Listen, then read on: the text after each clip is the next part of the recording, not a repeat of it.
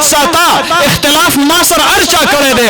زه نوی سیاسي نه یم، تا نوی سیاست شروع کړی دی. زما سیاست په دې خطه کې د صدونه را روان دی. ما الیکشنې کړي دي، ما ووټونه کړي دي، ما اختلاف کړی دی، خو تر اوسه پورې زما ګیرې ته چا نه لاس کړی.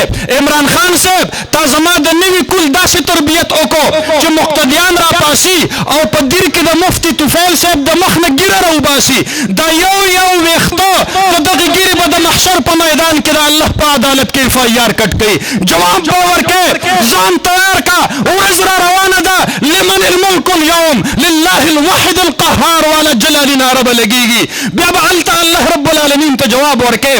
ما سره سیاسي اختلافات خلقو کړیو، خو تر اوسه پورې زما جومات ته په هزار پخپو باندې خلق په نارو په چغو په سورو باندې نه ورننوتلي چې زما د جومات کړکۍ او روشندانونه یې مات کړی وی.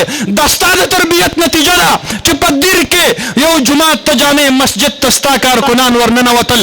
د جومات د کړکو څه ګناه وه چې ماتولې؟ د جومات د شیشو څه ګناه وه چې ماتولې؟ تا امام سره اختلاف دی، جومات بې حرمتي ولې کوې؟ تا د سیاسي اختلاف په وجه باندې مسجد نبوي شریف تا معاف نه کو. تا چې د پاکستاني وفد خلاف نارې لګولې، تا به د سعودي د جدې په ایرپورټ باندې لګولې وې، تا به د هغې په هوټل باندې لګولې وې، خو تا به د مدینې د جانان خواته بېهوده نارې دا به دې نه لګولې. تا په سیاسي اختلاف کې زما د نوي کل او د نوي نسل داسې تربیت وکړو.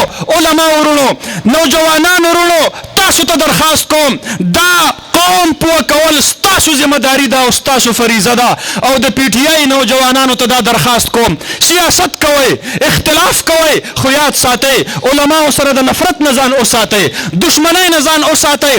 پخوا چې به عالم په لاره کې چاله مخې له ورغی او ده به کیسټ چالو کړو نو ټیپ به یې بند کو. نن ورځ دې ته را ورسېدله چې د علماو خواله ور ورسېږي نو میوزیک په تیزه باندې کي. دا ستاسو دپاره د خیر خبره نه ده.